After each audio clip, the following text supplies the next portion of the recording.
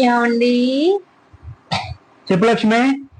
Daddy, అమ్మ నిన్ను చాలా ప్రేమగా పిలుస్తుంది, జాగ్రత్త. వెళ్ళరా చెప్పు.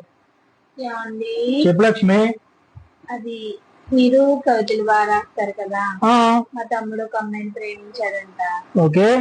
ఒక మంచి కవిత రాసిస్తే ఆ అమ్మాయిని పాడేస్తాడంట. ఏంటి అమ్మాయి పేరేంటి? ప్రియా. ప్రియా.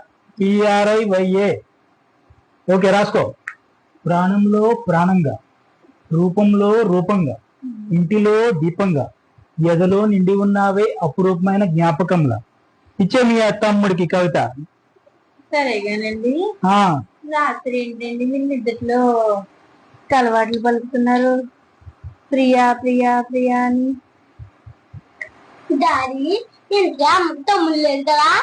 తొందరపడి ఒక కోయిల ముందే కూసింది,